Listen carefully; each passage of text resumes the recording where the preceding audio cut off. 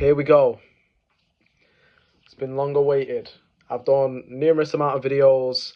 I said I was going to post them a numerous amount of times, and a lot of times I make the videos and then stop them, delete them, then do it again because I've said something wrong. But I cannot be asked doing that no more. I'm just going to say it how it is. And this is going to be day one of my it's going to be the first video that I'm going to upload, and it's going to be day one of the process of getting to my first R2HMO property. Now, it is the 27th of February 2025. I'm going to give myself until the end of March to be able to do this. So what is a R2HMO? What is a R2HMO? What am I doing? What is the background that I'm actually in? Basically, a rent-to-HMO property is a property investment strategy whereby, also known as rent to rent, also known as rent to arbitrage, or like rent to arbitrage, something like what Americans call it. But essentially, all it is where you rent a property from a landlord and then rent it out again. Now, there's two main strategies that people do this. Well, three actually. There's social housing, there is Airbnb, which is the one that everyone knows, and HMO, which everyone knows, but a lot of people are doing Airbnb. Namely because it's a lot easier to get. Anything could be an Airbnb, but not everything could be a HMO property. HMO properties, rent to HMO properties can either be properties you turn into a HMO, whether that be a 2-bed to a 3-bed, or a 3-bed into a 4-bed, or it could be a fully licensed HMO, which I'm going to be aiming for all of them. I'm going to be aiming for 2 to 3 beds and 3 to 4 beds. That's everything that I'm going to be doing. So yeah, how are we going to do this? Well, we're going to do this by, I've made like a full action sheet, but basically I'm going to try and keep this to 10 minutes. To give a bit of background, I'm 20 years old now. I started property when I was 18. I was coming out of college. I was looking for a way to get rich, basically. Something that I can do instead of going to university and stuff. And I had a lot of ideas, like doing music, and one of the ideas I wrote down was owning my own nightclub. And when I was writing down, things that I wrote down, things that what could I achieve if I knew I couldn't fail? That's what I wrote down, and then I wrote down things that I would do. And one of them was a nightclub. And then when I was watching, I dedicated time every day to be able to look into nightclubs, into owning a nightclub, should I say. And I stumbled across property videos. And then when I came across those property videos, I was instantly hooked. Long story short, I went to like a real life crash course, like a £1 event hosted by one of the biggest property trainers in the UK, named Samuel Leeds. Basically, went through his training programs that he offered, and 2 years later, I'm in the position now whereby I've made a lot of mistakes. I've tried a few different methods. I've finally got the understanding of what it is I need to do, because there's been a lot of going back and forth with different strategies, going through different strategies, because once you join he has like something called the Academy. There's so many different courses to pick from that you're like a kid in the candy store. You candy shop, you're like looking, what do I pick? I mean, I'll learn a bit of this and learn a bit of that. And I feel like because I was in that college mindset of because many courses, like especially in like school and college, they're all like memory based, should I say. It was all about learning, and taking it whole. So I kind of wanted to learn everything, being in that mindset. But one of the things that he teaches people and tells people to do is to take action. And even though I was taking action in the wrong things. And I guess now I can say it wasn't necessarily the wrong things, because I had to do that in order to learn that was a wrong thing to do. And there could have been no other way of me knowing, really, even though I've done all the training and stuff. But I'm happy, I'm still happy where I am. I'm happy that I did it. But at the moment, where I am is I work for a property like a deal selling company, basically where you sell a deal to an investor for a fee and then keep the profit in the middle, like a property investment strategy to someone looking to get into property.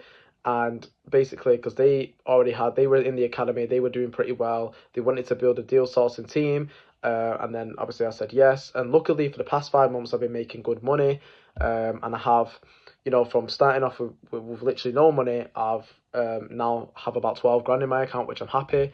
Of course, you know, a lot of people might say, yeah, but it's taking you 2 years to get 12 grand. Obviously, it's not amazing when you look at the ratio of like working a full time job and stuff. But obviously, I've learned through the process and I've made my money back from what I spent on the academy. But now it's time to actually take that money and invest into a property investment strategy, which I want to do, which is rent a HMO. Now, I was thinking about other strategies and stuff, but essentially, I do have bigger goals than this, of course, but one thing with me, which I've noticed, is I try to set myself so many goals, and what ends up happening is because there's so many different goals that I want to try and achieve, and I'm trying to go through them all, it just almost gets lost, and my mindset gets lost, my focus gets lost. If I'm able to say to myself, look, to pick something that can genuinely change my life and make me think like a whole different mindset, which is getting a rent to HMO, then I can start to look at it, okay, this is going to make me happy, and I can focus my whole entire attention on this because I only work on Nando's on the weekend, and Monday to Friday is the full property time. Now, I don't mind doing deal selling in a minute because while I'm working for this company, they're predominantly looking for rent to HMOs to stop the whole service accommodation thing.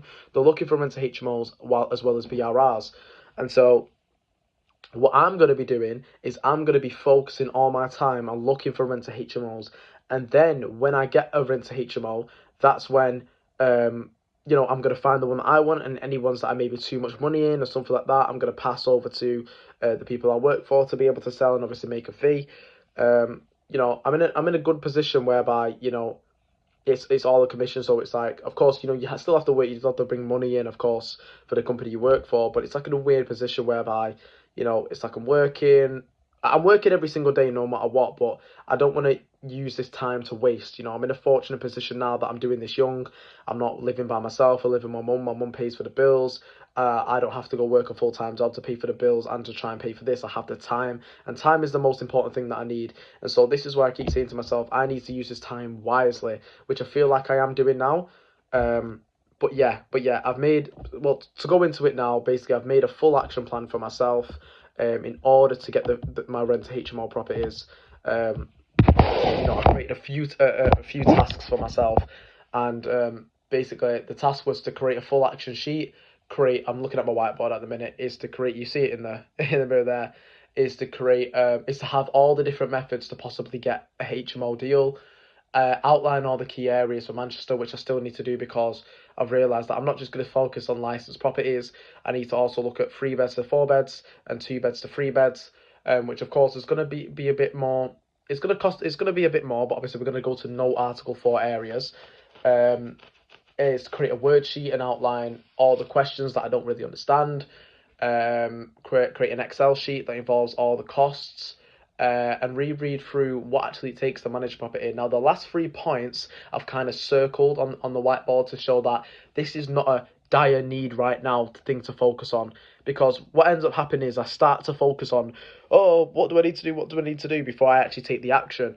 These will no matter what come when I find the deal. Do you know what I mean? So when I'm creating this rota now, I've said to myself, do I want to actually go 100% on this and make there's no absolute excuse to why I can't get a deal.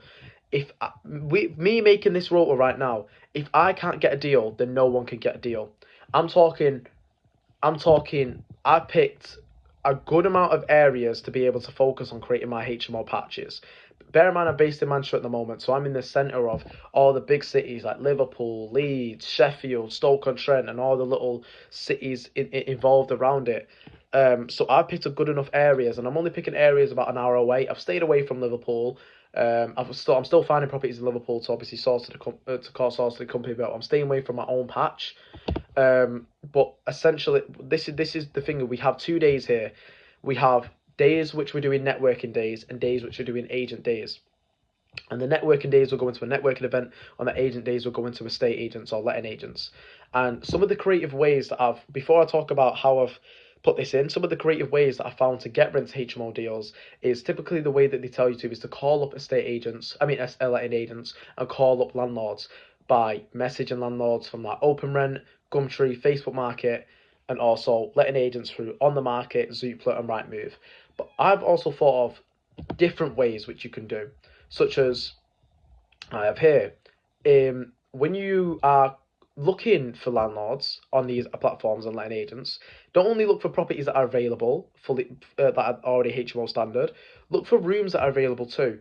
Go to the setting which is one bed to like to like studio and click shared houses. That way you're able to look at if there's just rooms they're renting out. Because if there's rooms they're just renting out and not the whole entire property, then you might be able to call up and you might say, okay, well they only have one. They have the whole house vacant.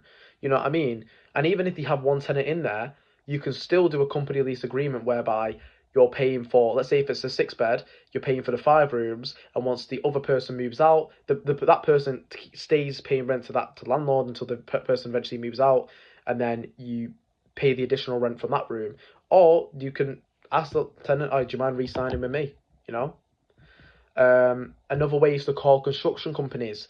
There's a lot of construction companies out there. Well, there will be loads of construction companies out there with landlords on the book that they've worked with to do HMO conversions. Um, you know, and you might be able to call them and maybe even see them in real life and go to the site and just ask them. Do you know what I mean? They might be doing. I'm gonna write that down actually. You know, I don't know how I'm gonna. It's just an idea. To go to construction sites, especially HMO sites. Of course, you're never going to know where the HMO sites are. Do you know what I mean? Um, Furthermore, Spare Room. Spare Room is an app that everyone says to use, but the thing is, you get banned on Spare Room. Everyone gets banned on Spare Room as soon as you try and message landlords.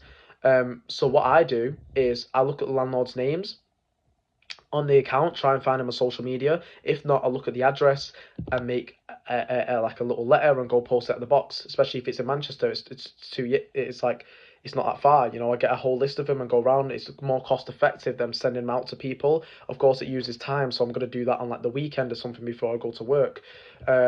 You know, when it's not always the landlord's going to see it because, of course, it's not the landlord's home address, but they are more often than not going to be coming to the property to do viewing inspections, viewings, and they might see like a bright yellow letter on the floor, think, and they're going to pick it up. You never know. Of course, you have ways which are like more hot leads, and you have leads which are more cold leads. But you need to keep going at them. Do you know what I mean? Also, agents on Spare Room. Agents don't always advertise on any other platform but Spare Room, so call them. Maybe they'll have the whole house vacant. Another way, which is a really good method, where I've not tried it yet, but I'm really excited about this, is to call estate agents. You know, estate agents for properties that have just been let. Same in the letting sides. You know, if you get seen a property that's just been let, call up, but mainly for sale ones, because if the property's just been let, more often than not, the property is going to be fully vacant. So you're going to say to them, especially if they're a estate agency and they don't have a lettings department, which most of them don't really do, but you know, I mean, most of them have a lettings department. You've just got to call them up and say, hey, you know, I've just seen the property's just been taken. Potentially, could we take it on? Do you know what I mean? We XXX. You know what I'm saying? If a property's been there for a long time on sale, or a property's I don't know, like just newly come on, just still called. You know, potentially the landlord might be interested in getting a long-term lease on it. You know what I'm saying? And then the last one, of course, is networking events. And the other one is to go into the estate agents to build up the rapport with them. So I've basically taken all this and put it into a rota whereby 8 hours I'm sleeping because I need 8 hours of sleep. 10 hours, I've actually got 11 hours of work and then 5 hours of rest. Now, it is a lot, of course, but I've realised that if I actually really want to do this, I've got to put 100% into this, and I'm going to give myself until March. What happens after March, I don't know. It's not going to get to the end of March. We are taking on my first one to HMO. I've got the knowledge. I've got the know-how. Now all I need is the discipline. I need to discipline myself to say, okay, well, this is the rota. This is what it says. This time, I need to do this. And then the whole day is going to be the exact same. The whole day's, no matter how I feel, this is what I need to do in order to get there. And my whole entire goal is to be able to build up my rent to HMO portfolio and sell. And basically, this is how a lot of people are becoming a much more successful. They're using their money to go into the rent to HMO portfolio, and when they're a bit short on money, they find an investor that wants to invest into the property. They know how to find it. They find the HMO deal, bring it to the investor, sell the deal, keep the commission, but they also manage it for the investor. So now they've got a HMO in the portfolio that they're managing, keeping the commission fee, and then buying it, and then getting more. And then eventually, from taking on these HMO properties, I want to take on the rent to social housing properties as well. So I want to build connection with that person so they can take on properties from me, and then building up my rent to rent portfolio to then go into my buy, refurb, refinance, which is deals basically where you buy the property. You basically want to make sure that the end value of the property is significantly higher than how much you initially invested, so that way you're able to refinance and pull your money back out. It's a strategy. It's not too techy. But I don't want to go too much in depth right now. Basically, that's what we're doing, and this has been day one. Really, it's day two, but we're going to say it's day one of, I don't even know what I'm going to title it. Day one of the process or something like that. Fuck knows. But thank you very much.